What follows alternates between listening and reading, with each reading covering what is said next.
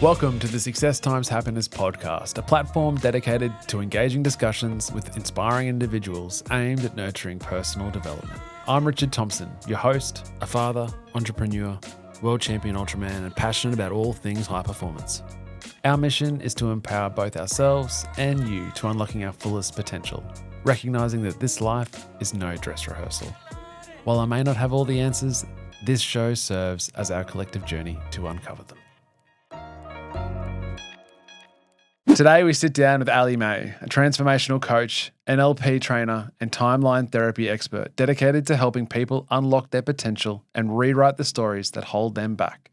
Allie's journey is one of resilience and profound self-discovery, having navigated her own challenges to find alignment and true happiness. Her passion for personal growth and her ability to guide others toward breakthroughs makes her an inspiring force in the world of personal development. Expect to learn how limiting beliefs formed in childhood can shape our lives and how we break free from them, the power of timeline therapy to achieve lasting emotional clarity and personal transformation, and practical tools to embrace and process emotions for a more fulfilling life. Let's dive into this transformative conversation.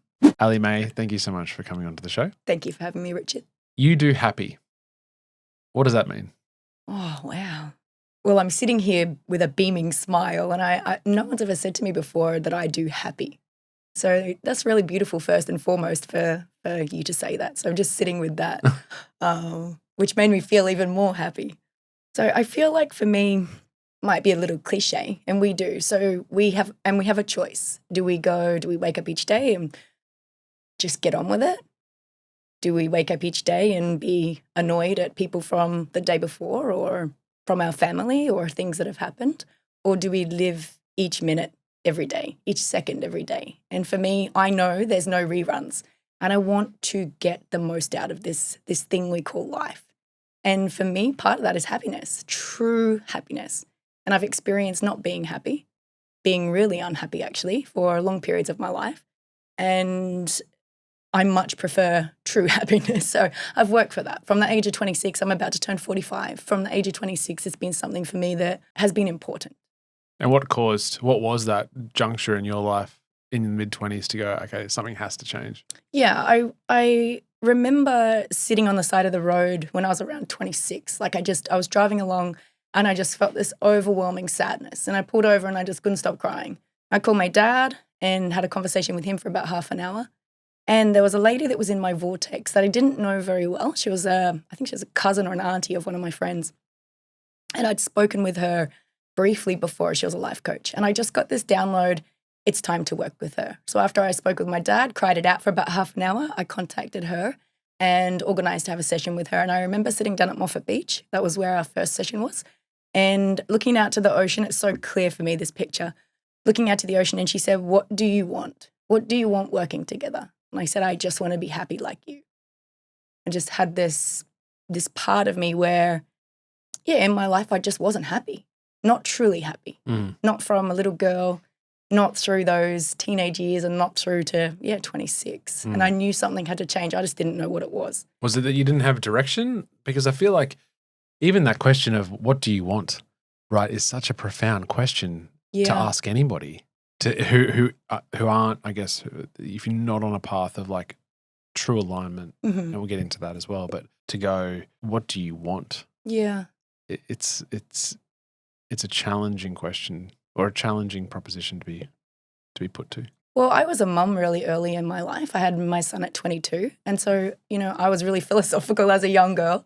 And I'd always asked the question up until that point, what's the purpose of life? And when I had my son, for me, that I realized that that's the purpose of life, our children. That's my belief. That's how I feel. So I don't think it was more about, I don't think it was so much about purpose. I think it was more about this deep sadness that I didn't know what to do with. Right. I didn't know why it was there. I didn't know what it was about. I'm super tapped in to source, universe, higher conscious self, and I get a lot of downloads. I have psychic abilities as well, and I get these downloads and I listen to them now and I understand them now, but I didn't understand them back then. And it's like a hit. It's like a glitch in the matrix. Someone said that to me recently. Studying human design at the moment, and this woman said to me, based off my human design, the way that I feel things and the way that I sense things, it happens like a glitch in the matrix. And that's what was happening. And I was having this glitch without an understanding of it. And back then, like I knew I needed to listen. And from that point, I've just gotten better at listening. Yeah. And following those nudges. So it was a bit of a nudge. Yeah. And then how did that play out for you in that time? Yeah, so I worked with her for 5 years and we spent a lot of time doing talk therapy. Now I'm not a fan of talk therapy. Back then it was exactly what was right for me. Right. If it wasn't, it wouldn't have been the thing that I did. Sure. So it really helped me to understand my childhood stuff, the basic side of things, my relationship with my parents, what was there for me. However, talking it out didn't really solve any of it. It just helped me to express what was identify it all. Yeah, become aware. Yeah. And it's like, now what do you do with the awareness? We can talk about it till the cows come home, but if we're not doing anything about it or nothing, I can't say I wasn't doing anything about it. I studied Reiki, I would deep dive into different things. However, for me, 5 years of doing the talk therapy, and then I got happier. However, I feel like I was just dancing on the surface of that. And when I hit 32, I met somebody and we had an experience. And I say it was like an eat, pray, love moment. It was like God, source, universe came down, handed me a silver platter and said, you want to learn self-love? Because that was my next thing. It was like, I want to be happy now. What's happiness? Well, it's loving who I am and understanding myself as a human being. And I feel like, I was skirting on the outsides of that. And in this point in time, this other pivotal point, so 26 was one, 32 was the next, that was like my wake up. That was my wake up moment. And I spent 4 years after that, like 32 for the next 4 years, in a space of extreme anxiety. Right. Yeah. That wasn't fun. Not fun at all. Yeah, okay. And that for me, I think that was my biggest moment of looking at my life and who I was as a human being. I think we can have all the accolades in the world. I've got some pretty cool ones. And I think we can love what we do and we can have great jobs or we can have great businesses. At the end of the day, though, for me, it's like, well, what is the purpose of that? We can't take any of that with us. And the one thing for me from that moment at 26 and then at 32 and the 4 years that followed and then to where I am right now, I knew that no one could take my happiness from me. No one could take who I am as a human being. Money could come and go. Businesses could come and go. Relationships could too. If I had me, if I was solid in me and happy in me, then, I can take that with me. That's the source of true, like obviously self-love is to be able to be so comfortable with who you are and understand that you're not perfect, right? And then to be so comfortable in your own skin. Yeah. And I think that's a destination that a lot of people would love to be. And I think a lot of people would love to be rich at exactly that. And they're not choosing it because it's not the easiest and funnest journey. It's truly not. To microscope your life, I microscope myself as a human being. I know how I operate. I know how I think. I know where my not so nice side sits. I know where my happy, joyous, which is most of the time, side sits. I know what's in the corners, in the cobwebs. I know everything. I know how I think, how I feel, how I move, all of it. It's not a surprise that like you've been witness to all of that, right? And so every time the dark sides come out that you've reacted a certain way, that you haven't been the very best self you can be. And it's like the rawest of raw experiences that if you looked at yourself as a different human that you've witnessed. Yeah. And of course you'd be so critical on that because you're not everyone's not perfect, but you probably even in real life with a close friend, you're still seeing the Instagram version of them because you're not in their head. Yeah. You don't know what they think. You don't know what they have the way they talk to themselves. Yeah. But you do. You know how you talk to yourself. Yeah. And I sit here right now and I've grown a lot in the last 5 or 6 years, but probably more so than I have for the rest of my life prior. But I still would love to love myself more. Yeah. And I guess it's like, I love that. And my question then would be like, what do you choose to do that? And this is where I think most of humanity sits. I would love to. Yeah. And then that's it, right? Then in action. That's it. And the key thing is action. So for me, I got to a point in life where it wasn't just an awareness anymore. It was, okay, I don't like this. So what do I want to do about it? And then there was a consciousness to change that. For me, the evolution of myself as a human being, other than my family, like the love for my son and my animals and my family, the most important thing to me is my own personal evolution, that I like myself, that I like who I am as a human being, that I show up every day first and foremost for me. Because if I don't like me, then what's the point of going out anywhere else, in any relationship, in any business venture, in any, sitting here with you? I'm just full of mirrors. I'm full of, like what you just said before, like I'm giving you my Instagram face, and I'm not about that. Like you can ask me anything about my life. There's nothing that I've done, and I've done some pretty intense things that people would have big opinions on and have done in my life. There's nothing that I can't sit here and say to you, well, this is what I've done in my past.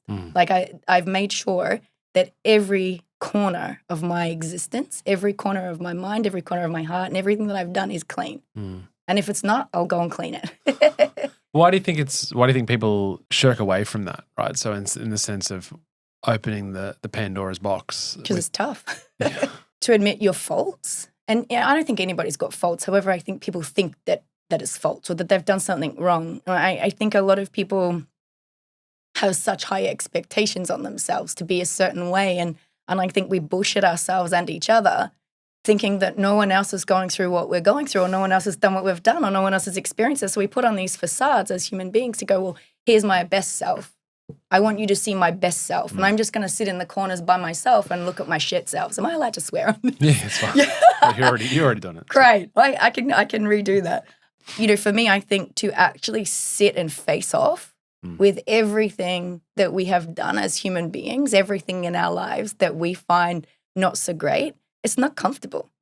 And then what do people do with that? Like most people will suppress it, will drink it away. Oh, there's 1,000 distractions, right? So many distractions. Yeah. And I know what it was like on my journey. It took consciously from 26 to about 39 or 40 to actually like myself as a human being. And that was with consciousness of cleaning up the things that I didn't like.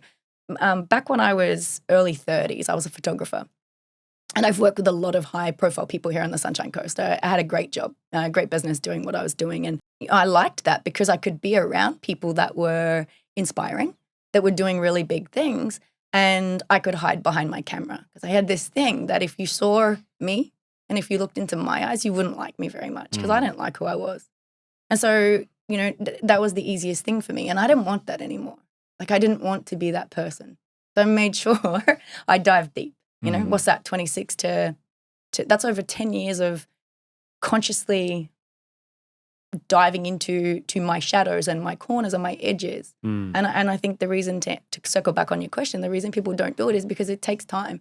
And we're in a society where people want things quick and people don't want to look at the parts they don't like. Yeah, and it's certainly in a short period of time, it's easier to continue the facade, right? Yeah, because change takes effort. And we're not going to change something unless there's a big reason to do so. It's just easier to keep going in the pain that we're in. What I think people don't realize is once we go through the muck, like my dad says, get dirty with it. Like get dirty with your stuff, get messy, roll around in it like mud. Once we do it, it's done.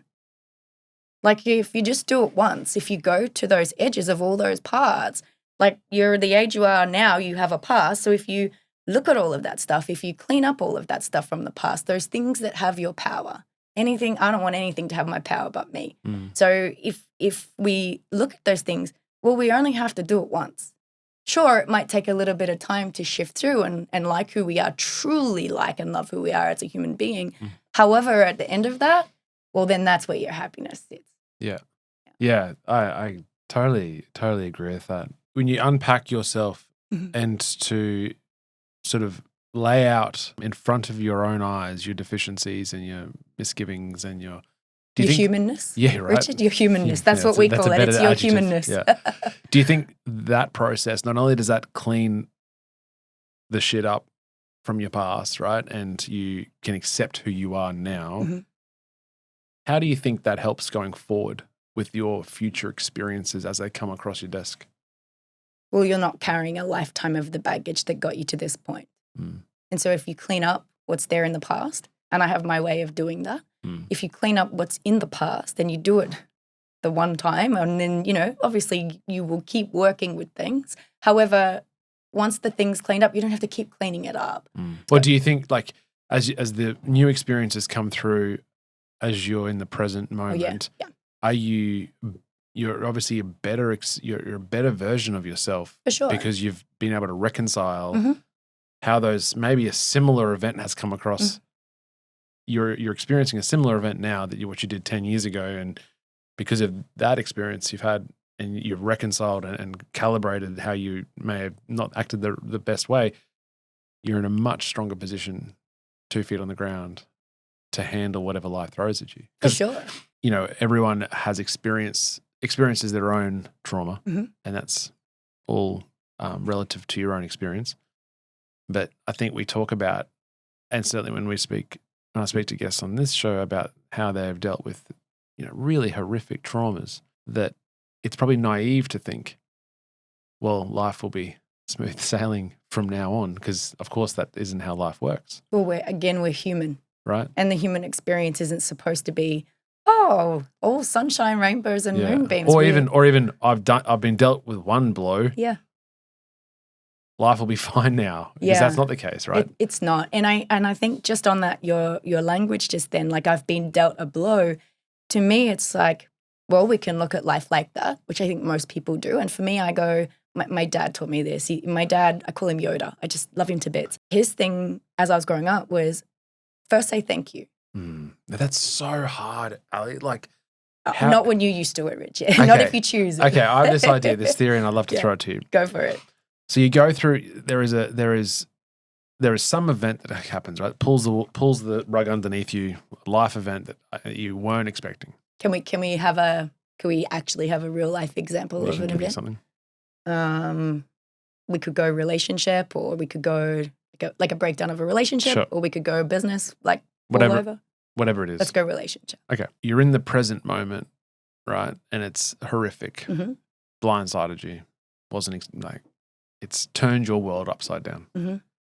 And you just said you need to first say thank you for this experience, because it's going to, and I know from the experiences that I've had in my life that, yes, you can connect the dots looking backwards and you go, I'm so glad that happened, right? Because we are the people we are, and we don't sit in the corner and play victim, and we work through it and become stronger and better people, and your end result is far greater than where you were at that, a day, a week, a month before that all ended anyway. But I sort of, my question or my thought about this is that for that to have its ultimate impact, you've got to properly, like, organically believe the rug has been properly pulled, rather than instantly going, this is great, I'll learn something from this, thank you, I'm so stoked that this horrific event in my life has happened. Because I think you only take, like, that is growth, and you get to that point at some time after the fact. But I do think for an event to properly have its greatest impact, you've got to be falling in a well without a floor for some period of time. Agreed, 100%. So for me, it's not about the way that you just described it. For me, it's just the acknowledgement of thank you that this happened. So when we have that, it can be like, again, we're human first. We are going to have all of the emotional response from a relationship that's not so great, or when it ends, or whatever happens there, using that as the example. Of course, I've been through that myself not long back, and the amount of rage, the amount of anger, the amount of hurt that I felt, the amount of resentment that I felt, like the things that were sitting there, human first. I still, first and foremost, said thank you for the experience, because I know that experience as a human being, when I you're practicing gratitude first. Then, it's simultaneous. Yeah. Simultaneous. Simultaneously with the rage. Definitely. Wow. That's 100%. Most people think we have to have either or. So for me, in how I just heard you say that, it's like, well, I can't have the gratitude without going through the pain. Well, I call bullshit on that, because we can have both simultaneously, both and. Yeah. We can have gratitude and be pissed right off. You don't need to be in a positive position to show gratitude. Not at all. Yeah. And I can be also happy and joyous and still have my human stuff going on. We can have both and. And most humans are sitting in that, this is horrible, this happened to me, this is the worst thing. Yeah, it's really shitty going through our example of a breakup. It sucks. I don't think there's many things worse, other than probably the death of a child, that we can go through as human beings than heartbreak. There's no timelines on how long it takes for a heart to heal. There's no timelines on... What's your view on that in terms of dealing with trauma? Oh, it takes as long as it takes. Right. Yeah, grief. In my body of work, we have emotions. So anger, sadness, fear, hurt, guilt, and blame, shame, all of them. There's so many emotions. Grief in my body of work is not an emotion. So it's not something we can clear up. It's something that we experience. And it's got its own place in our life. And you can't rush grief. This is my belief. You can't rush it. It does what it does. I believe if you get to a point of 2 years and you're still at a point of grief, then I would be seeking out somebody to support with that. After 2 years, I feel like we can have... This might be a bit edgy here. I feel like we can have what we call in my body of work secondary gain. So you're gaining something from staying in the grief. It's comfortable. It's comfortable. You might not have to work a job. Yeah. You might have to work your job. You might not have to go into another relationship. Or potentially you don't want to detach completely from that experience that's causing the grief. For sure. So that's your only last connection with that experience. So you choose to stay in it. Yeah, I think some people do that for longer than necessary. And, I never looked at grief until this last year. And it's something that I've really dived deep into over the last year and allowed myself to, when I microscope myself, it's like a project for me. I'm very curious. I love human behavior and I love to see how I'm wired and what comes up for me, human first. So I've really been in the exploration of grief. There is a process. There's a tool that I really like for grief. Would you like me to drop it in? Yeah. Yeah. So because grief is a process, not an emotion, it needs its time. And we have an unconscious mind. Some people say subconscious, they're the same thing. Unconscious mind. And that unconscious mind is where all of our emotion is stored. It's not in the conscious mind. It's only in the unconscious mind. And that's where grief sits. And so our unconscious mind, its job is to serve us, to look after us, to be there for us, to do what we ask it to do.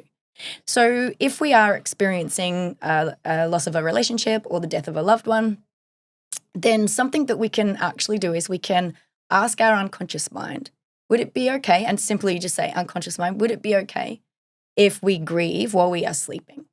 In the unconscious mind, you will hear, it's our intuition essentially. There's so much to the unconscious mind. The easiest way I can explain this right now is thinking of it like intuition. So you will hear it, you'll get a yes or you'll get a no. If you get a yes, then simply you would pick a time where 100% that you're going to be asleep during the night. And so it could be from 1 till 3. If you've got little children and you've got babies, maybe not. However, if it's, you might say, would it be okay if we grieve between the hours of 1 a.m. and 3 a.m.? And you wait while we're sleeping. While we're sleeping. And our unconscious mind will give you a yes or a no on that. If it gets a no, again, I'd be like, to me, there's a bigger conversation here. You should get a yes because the unconscious mind's job is to serve, to protect, to look after you. It wants to be of the best service. So then we can get on with our day and do our grieving while we sleep. That's an easier way for us to process grief. Can be an easier way. And yeah, okay. The people that want to hold on to grief might fight me on that. Yeah. And early grief, like early stage grief, I wouldn't be doing that early stage grief. I'd just be allowing the emotions to be there. Something, again, like I said, I've been working with over the last year for myself, really, really deep dived into it over the last few months and just have had a look at everything that I've personally experienced. So I don't believe there's if you put into Google, what are the stages of grief? I don't believe that they're the stages of grief. Not personally. Personally, I don't believe that. Right. I think that's like saying we're all going to read the same book and interpret the book the same way. No, we're not. We're all going to do grief different. I'm sure if you sat 10 of us at a table and asked what we experienced in a day around grief, we would all have something different. And I looked at that. I Googled it to see, well, is that what's happening for me? And no, it wasn't just those things. There were different things going on. And I think, the one thing that I found easiest with going through my own grief was to allow it to be there. And I think most people are in the resistance of it. So if we say sadness, you can be here. Thank you for being here. Great. You can be as sad as you want sadness. Be sad. Anger, you can be here with me today. Be as angry as you want. That's great. Well, then there's no resistance. Yeah. We're not fighting up against the anger anymore. We're not fighting up against the sadness anymore. It can have its place. So I was fighting the anger that was inside me. Like I was resisting it. I'm like, I don't want to be angry. It's longer than necessary. You know, a negative emotion is only supposed to be there for 17 seconds and anything after that is story. And I was like 2 months in on anger. And I was like, every now and again, I'd just be like, ah, you know. And my business partner, she said to me, why don't you just give it, like this is something I'd say. I just, you know, face was too close up against a glass. Yeah. She said to me, why don't you just give it the permission to be there longer, even if it is story? Yeah. And I was like, huh. And the minute I did that, and I actually said out loud, anger, you're welcome here. Yeah.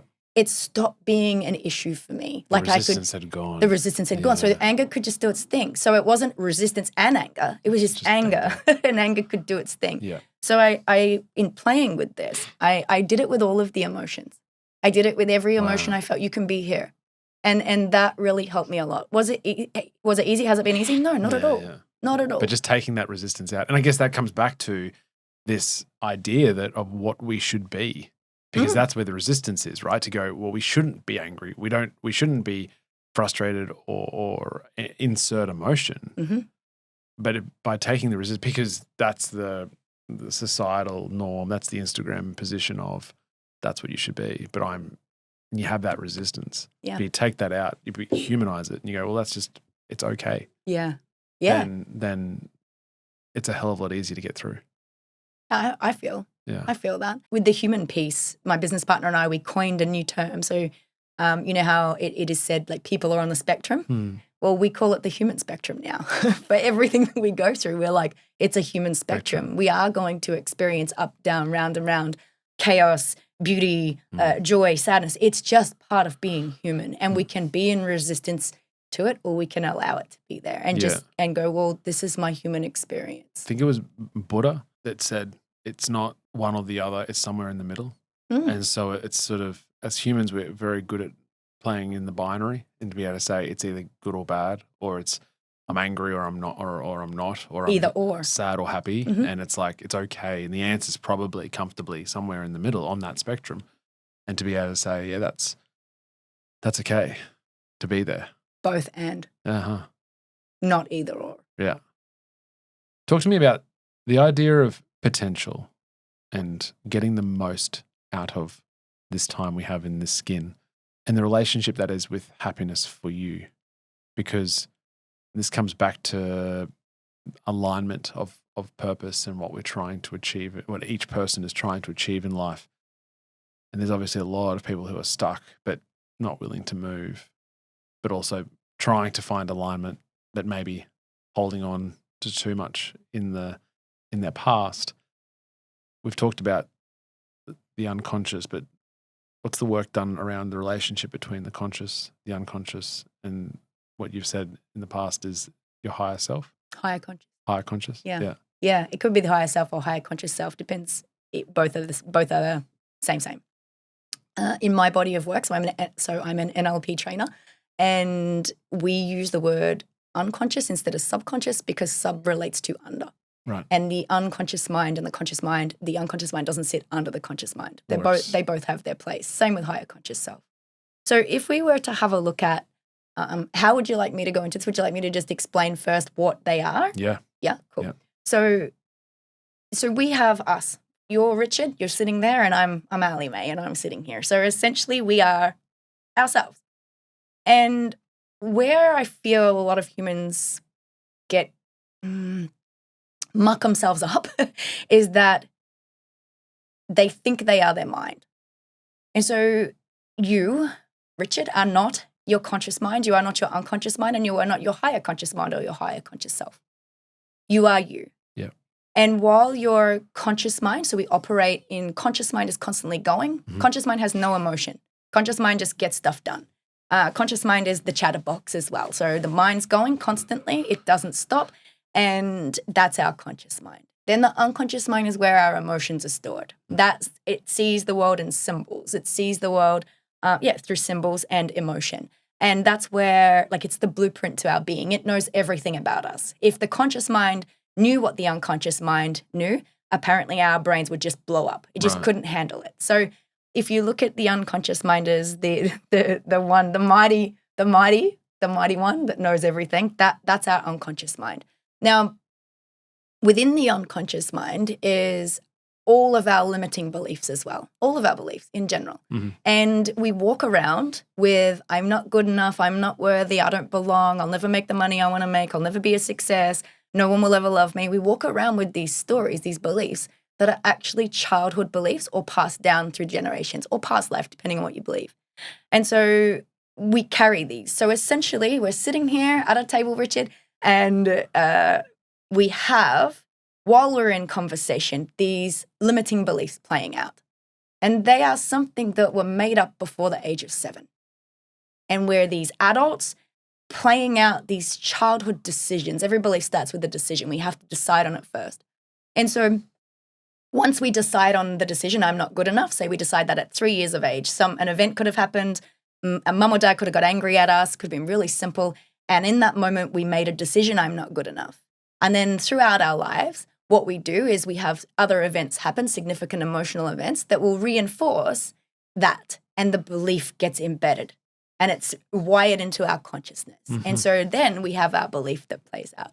So that's a little bit on the unconscious mind. So that's playing out day in, day out with us. And most people are so stuck in their stories that they're not able to even access the higher conscious mind, which to me is simply how we manifest, how we create, how we listen to source, to God, to universe, however you want to coin that. How we create what we want, how we can think about something and have it manifest very quickly in the way that we want it to.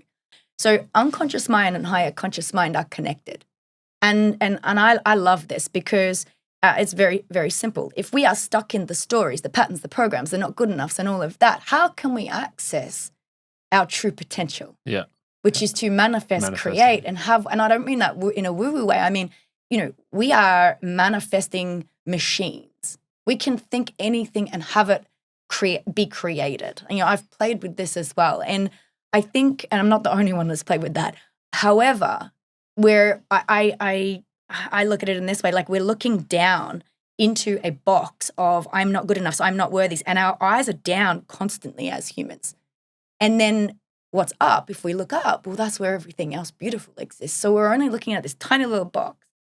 And through my body of work, through timeline therapy, we're able to permanently clean up the limiting beliefs and any negative emotions that are playing out within our life as well.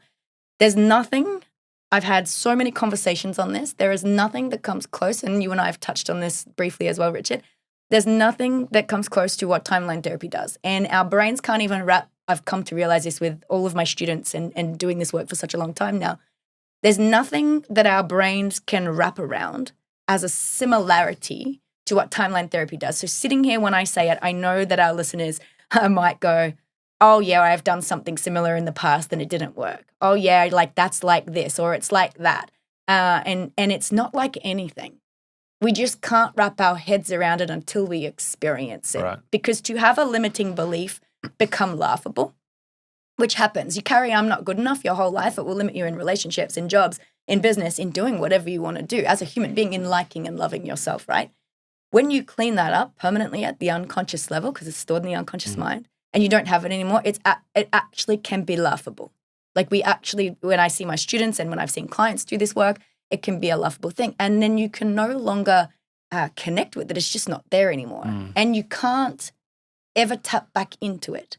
You can create a new I'm not good enough, but you won't have, from where you stand now, you just won't be able to access that the same way. So if we're cleaning up our limitations at the unconscious mind level, well, then we start to look up from the box that we're looking down into and we start to go, whoa, there's some color out here. Okay. Start looking up. We start looking up and we start seeing, well, okay, well, that's a bit brighter and this is a bit more joyous and this is this and this is this, because we're not weighted down by these limitations. We're not stuck in the box anymore. Yeah. And because it is stored in that unconscious mind, the people that come to you won't necessarily know that it actually exists. They don't. Most people don't. They just know they're getting in the way, or that things aren't manifesting, or the things they're getting a bad hand.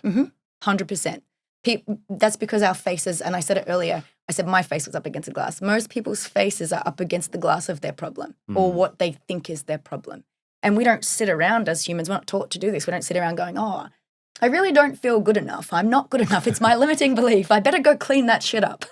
Because that would be in the conscious mind, it right? would be, exactly. Yeah. We just don't do that. And the unconscious mind doesn't speak. The conscious mind does. So some of us might know we have a limitation of, I'm not lovable. However, most of us won't know it's the limitation. We'll just have it as the thought. And so when it's the thought, that's conscious mind, the thought. The emotion that's attached to it is the unconscious mind. When we can clean up all of that, then we can actually come into this space of what you referred to before as alignment, what I believe is true alignment. It's one of the reasons that I love what I do, because there's so many people, we have extraordinary humans that come to do our trainings, so many people that come that have no idea like what's actually going on within their own mind. They're caged in their own mind, living these lives of, we work with a lot of extraordinary people, and they can be business owners and have done extraordinary things and think that their lives are amazing, which they are. However, they're not aware of the voice that's got that's constantly in the background, that's got these limitations. And my genius and my business partner's genius is to see this in people and to be able to help them to pull that out, so they can then see, this is what's playing out in my mind. This is what's actually here. Yeah. Yeah. That's so powerful. So, and in timeline therapy, how long in terms of have you seen with the people that you've worked with, how long does that process take, that work? So we have two processes in timeline therapy that we do. One's called a 5 negative emotion process, and one is called a limiting belief process or a limiting decision process. And each negative emotion that we work with, so we start with 5, anger, sadness, fear, hurt, guilt, in that order. Anger because it's the number one emotion that humans feel and it's harmful to others. Sadness second because it's the second one and it's harmful to self. And then the rest, they're big as well. And then we can add on any other negative emotions as well after we do those 5. So it's quite clever how it's being created. So to do that, one emotion can take 5 to 10 minutes to clear, on average, 5 to 10 minutes. And one limiting belief, 5 to 10 minutes. And I'm talking permanent, Richard. Wow. It's mind-blowing what actually happens. So you carry this belief, I'm not good enough, your whole life. You've put yourself in a box and limited yourself your whole life, and within 5 to 10 minutes, that is permanently gone. Your brain is neurologically rewired to have a new belief of whatever you want it to be instead. Like if it's, hey, I'm not good enough, it's like, I am good enough, or whatever you want it to be, you have to have the opposite for it. Yeah, 5 to 10 minutes. Wow. And people spend their whole lives stuck, and we see this. And what got me into this work was going through the process myself. So I sat with somebody and I did the 5 negative emotion process. And at the time when I sat with the woman that did that, I'd been experiencing anxiety for the 4 years prior. I wanted to take my life at one point in time in there because I couldn't shut my mind up. There was so much going on inside my head. I was so busy. I was so caged in my own mind. And I sat with her. In total, I was there for 2.5 hours at her place, and I walked out a new human being. Like I felt like I could breathe for the first time in my whole entire life. I felt like this weight had been lifted off my shoulders, and that never changed after that. It wasn't like seeing a psychologist. Full respect for psychologists. I studied Psych A and Psych B in my degree. Full respect for anybody like coaches, counselors, all of that are not using timeline therapy. Yeah, so I sat with this woman for 2.5 hours, and when I walked out, I was a completely different person. And I never went back to that person that I was. Yeah. I could breathe. I felt like I could see myself in a different way. I felt like the weight of my world had lifted off my shoulders, and I could think clearly for the first time. And that's what got me interested in this body of work and had me go on for the last 8 years to do this work. Yeah. And consistently you're seeing that result. Constantly. From the people you're working with. 100%. So I started as a coach, and for years I work with people. I've worked with over 100 people one-on-one and started to see patterns, which I really like as well. I love human behavior, and started to see we're all the same, Richard. We're all the same. We really are. We just have our own experiences. Everybody wants to be loved. Everybody wants to be appreciated. Everybody wants to be seen. Everybody wants to be valued. Everybody wants to make something for themselves or have a beautiful life. At the core of us as human beings, we all want the same thing. Which is funny how we can treat other people like shit when we know what's going on within us. You know, it's like, everybody wants that. How do you reconcile where you're headed then? You've got this amazing craft. You help a lot of people. How do you take stock of your direction, making sure you're in alignment with what you're doing with your life? Everything for me is a feeling. If my feeling's off, I'm not in alignment. And I trust that. I trust that beyond anything. Right. My feeling and my knowing, it's if I go off path on that, if I choose to ignore it, which I don't anymore. I did for a long time. For me, I just listen. And I know that the only time I'm not in alignment now is if I don't listen. So I love what I do. I've chosen what I do. I've created that. And anything that I do within business that feels icky or has a stick point for me, or it's like my business partner and I will do it, and it's like, then we don't do that anymore. Why is it that people don't trust their intuition more? Good question. Like, because it's so often that we'd reminisce on going, I had a gut feeling. I knew that it wasn't great, but I still went with it. It turned out it wasn't great. It's conscious mind. That's why, because conscious mind likes to lead. It likes to dictate. It thinks it knows everything. Right. And it doesn't. And intuition is the unconscious mind. Okay. And so we are wired as human beings to just keep going, and to not stop, to not look at our emotions, which are in the unconscious mind, to not listen to all of that. The conscious mind. It's like when you have you ever walked out of your house and you get this, I've forgotten something, and then you go, oh no, it's okay, I'm good. So that literally is a prime example of your unconscious mind going, hey, we've forgotten something, like you get a feeling in your body, and your conscious mind goes, nah, I don't think we've forgotten anything, let's go. Let's keep doing it. And it just ignores the unconscious mind. And then you'll get out 2 hours later, whatever you'll get out, and it's like, I should have bought my water bottle. Yeah. I should have bought that jumper. It just got cold or something like that. Yeah. So we're so stuck in the conscious mind as well of the going. So it's simultaneous conscious mind going, unconscious mind sitting in the background playing out the limitations until we clean them up. So I think just how we're wired as humans is to not listen, because we're constantly in the let's go. We've got to take action. We're in the doing. We're not used to sitting in emotion, intuition, listening, paying attention. Yeah. Well, if we do that, then we're going to probably have to look at some things in our life. And that's scary. What most people don't want to do. Full circle to where we started. 100%. Allie May, this has been remarkable. I really appreciate your time. Thanks for having me, Richard. Before you go, we ask guests 5 quick questions. What does success mean to you? It's not a word I use. It's not really a word in my vocabulary. Success for me is an individual thing, and it's whatever's important to the individual. So I used to have a belief that to be successful, I had to work like my mentors. I had to be on all the time. I had to be doing all of the time. And I limited myself because I was stuck in that belief of what success was. And when I saw that, I decided that I could do whatever I wanted, take the time I want, have the nourishment I want, work limited hours, and still be successful in inverted commas. Love that. Love that answer. What does happiness mean to you? Talking full circle. I just got big smile on my face. Happiness to me is a state of being in a place I like to be in. A book that you would recommend to read? And I recommend 2 for 2 different reasons. Yeah. So The Untethered Soul by Michael A. Singer.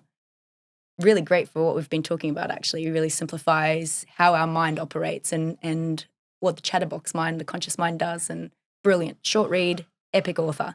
I recommend that one. The second one is a book that I've recommended to every person I've worked with, every time I'm interviewed, every group I go into when I'm asked questions. And it's called Code Red by Lisa Lister. And it's a book for us as women to really understand how we are wired. It's a blanket overview to understand how we are wired as women with our cycle. Yeah, okay. Yeah, and it's great for our men also because when we understand that we have 4 seasons in 1 month, that we have 2 weeks of feminine energy, 2 weeks of masculine energy, when we understand ourselves, though, our unique coding as a woman, which this book supports us to understand, when we get that, like then we have different superpowers. And when we know, then we can support our men to understand that as well and pass it on to our children. Gosh, I feel like we need to do another episode on that. Well, it's one of my favorite topics. It's one of the things I'm known for is the deep dive into the masculine and feminine and being woman. Yeah. All right, I'll have to get you back. I would love that. Because I accept that as well. And I accept that we all have that, the same, individually, no matter what the gender is, we all have the feminine trait, the masculine trait, and how that plays out. Yeah, there's so much that we can chat about on that. Oh, for sure. I'd love that topic. Fantastic. If you go to dinner, you have 4 guests to invite. They could be living or dead, not friends or family. Who are you inviting? I have 2, and I've never thought outside of the 2. So my first 2 are Steve Irwin. My second one is Tad James, who is the creator of Timeline Therapy. Oh, yeah.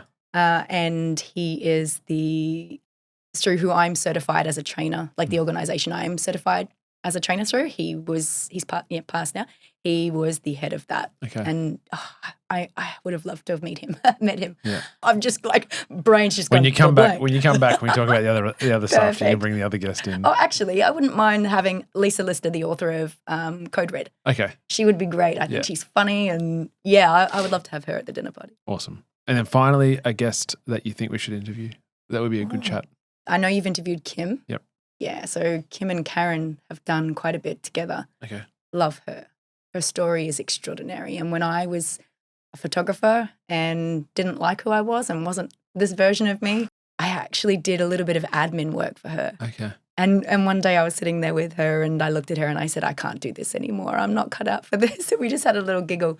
However, I've done all of her original programs and crewed for her, and her story is phenomenal. Ah, great shout. Yeah.